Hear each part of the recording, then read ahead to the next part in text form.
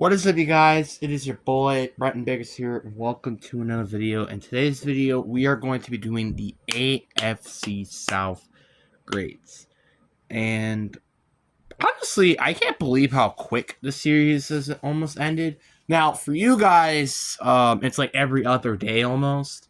So I don't even really know even when this is going to end. Maybe about early March.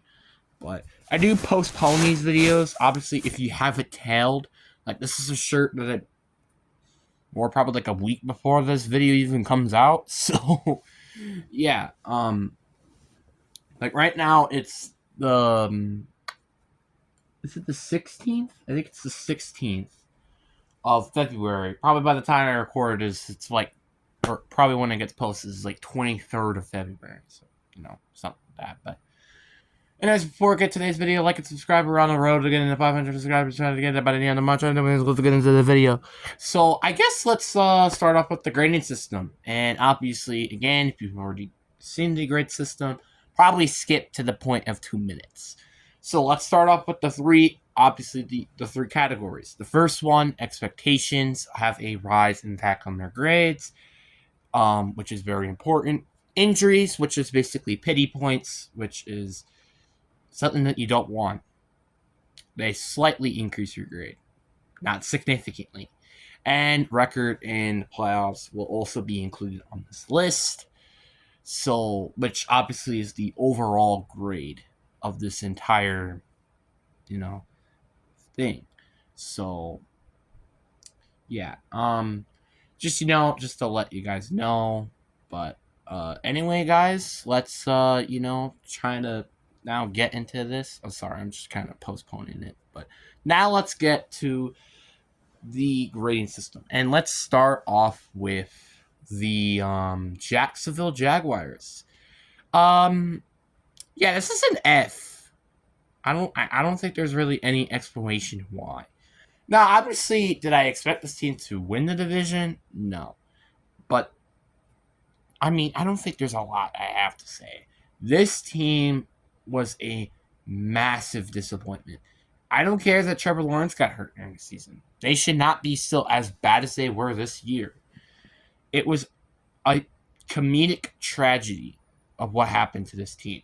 The fact you have a Super Bowl winning head coach, a Heisman Trophy quarterback in Trevor Lawrence, and a great receiver, Brian Thomas, and a great defensive player like Josh Allen, and yet you still are one of the worst teams in the league, I don't know what to say. This team was so talented, yet didn't even make it to the top 10.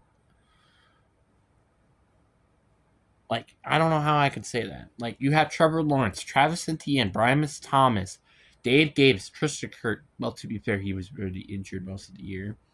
Evan Ingram, Brenton Strange, who actually had a really good season. Ante Harrison, Brandon Scherff. Actually, you know what? Brandon Scherff really isn't that good anymore. Cam Robertson was traded during the midseason, so I can't even include him. Josh Allen, Tyson Campbell, Andre Cisco, Devin Lloyd, Trayvon Walker. Like, you have all of this talent, yet you are still one of the worst teams in the league. I really do wonder how this new coach hire with the Bucs offensive coordinator, I don't even remember his name, is going to go, because it's just so. I don't even know what could be the problem. Is it the quarterback? Was it the coaching? I really can't. I can't tell at this point. But yeah, F. I don't think this is even a question. Speaking of another team that deserves an F grade, we got the Tennessee Titans. And what the frick was going on here? To be fair, their defense is not that bad. I will let that come out. At least their defense wasn't that bad. But their offense was so pitiful. Will Levis was garbage. Mason Rudolph barely really helped the team, to be honest. And your only good players on offense was basically Tony Pollard and Tajay Spears. And Tajay Spears is out for most of the year. J.C. Latham, I think, had a fine rookie year. And Peter Skoronski is Peter Skoronski. And again, I feel so bad for players like Big Jeff and Leclusier, who just are old players. I mean, Jeffrey, not really, but They've just been good players. They don't have a ring. And it's also been a massive disappointment on this team. Um, Without a freaking doubt, of Legarius Sneed.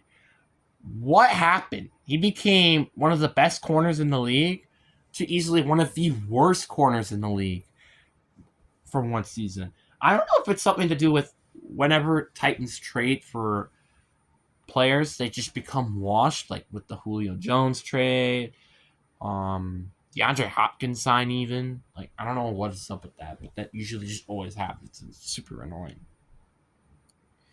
But I think word of advice for the Titans: don't sign or not don't sign, don't trade for players because they're just gonna end up being washed, or draft picks because draft picks. If you're trading your player for a draft pick, don't do that. You want to know why? Because Traylon Burks happened. So yeah, but I mean, obviously, I think this is obviously a solid, without a doubt, an F grade. And my expectations with this team, which I kind of forgot with Jacksonville. Jacksonville, I didn't had high expectations, but I didn't had as low as expectations that they did.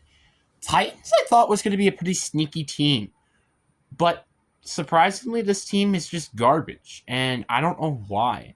Obviously, I really do hope that this team obviously also either gets a new Carter, Cam Ward, Shador Sanders, which they probably will, to hopefully just fix this team, or even Travis Hunter. But I digress. This is such a just garbage team.